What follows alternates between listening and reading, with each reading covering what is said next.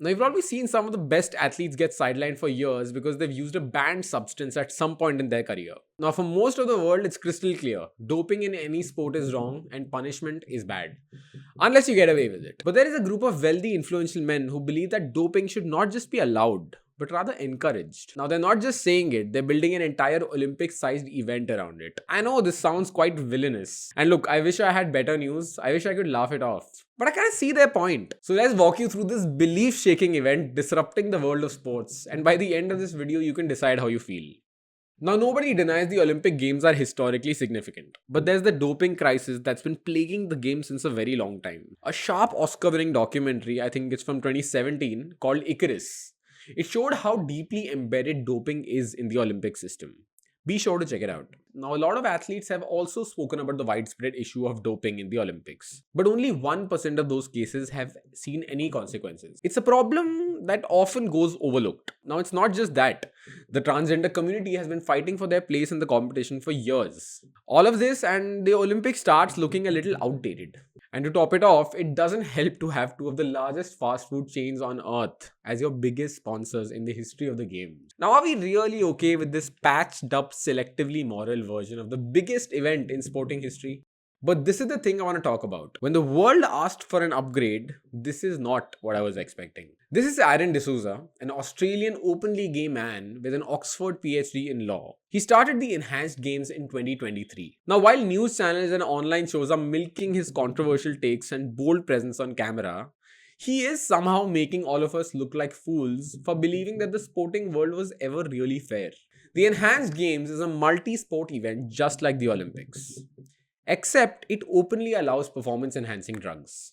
Now, if you've never heard of this, it does sound a bit crazy. They publicly ignore the bans created by the anti-doping agency set up by the Olympic Committee. But here's the twist. These drugs allowed at the Enhanced Games are FDA-approved drugs, which means that they're already tested and considered safe for normal human use. But the Olympics, they mainly ban them because they offer an unfair advantage in sports. Now, don't get me wrong, I'm not saying that this is a much better way for sports to happen. Absolutely not. But what do you do when the current system just seems so crippled? Now, let's try to be fair and take the sports side for a moment.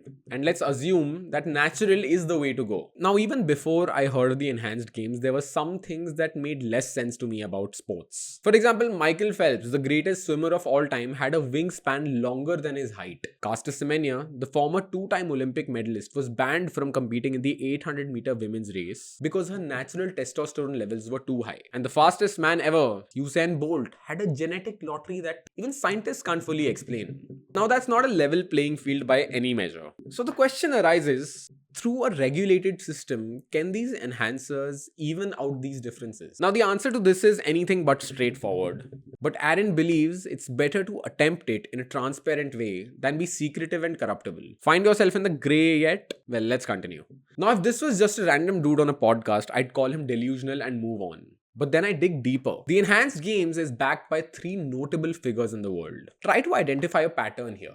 Peter Thiel, a billionaire conservative who loves betting on ideas that break old systems. Donald Trump Jr., whose entire political identity, just like his father, is built on attacking established institutions. And the co-founder Christian Angermayer, a name you might not be familiar with, a biotech investor who is known to choose disruption as the winning strategy. Now, these are all rich, conservative, institute-skeptical men who believe the future belongs to those who disrupt through innovation. And that's when you realize this isn't a fringe fantasy. This is an unabashed scientific project with money, ideology, and political muscle behind it.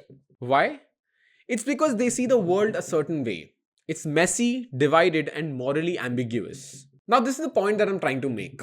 Because when you zoom out, something becomes apparent. This idea, enhanced bodies, optional biology, rewriting the limits of what humans can do, fits perfectly into the age that we are living in. Now, this is the era of Ozempic bodies, CRISPR gene editing, Silicon Valley biohackers, overcorrection in cosmetic treatments, AI chatbots. And on the political front, liberalism is splintering, while conservative populism is rising. And legacy institutions feel weaker than they've ever been. Now, in this world where USA is driving innovation and culture, power isn't coming from tradition anymore. It's coming from disruption. In that world, the Enhanced Games isn't just an anomaly. It fits right in. Now, whether this future excites you or depresses you is entirely your call based on your belief system. But the first enhanced games, whether you like it or not, are scheduled for 2026 in Las Vegas. And if this does take off, we're looking at a whole new era of world records with superhumanity right at the core. But on the other hand, it could also turn out to be one of the worst experiments in sporting history. Now, clearly, doping isn't the future because it's good. Maybe it's the future because the world trying to ban it is kind of falling apart. The enhanced games is just one more reflection of who we're becoming. Now, I'm not saying it's the future we want, but it might be the future that we're eventually sold. Okay, so thanks for staying till the end. That was my second video. If you liked the video, be sure to subscribe. It'll help me continue and bring you more such stories. I'm working on an exciting story about WWE and how a fake sport became the biggest cultural movement in the early 20th century. If you're someone who's curious and have some story ideas, send it to me in the comments and I'll take it from there. See you next week.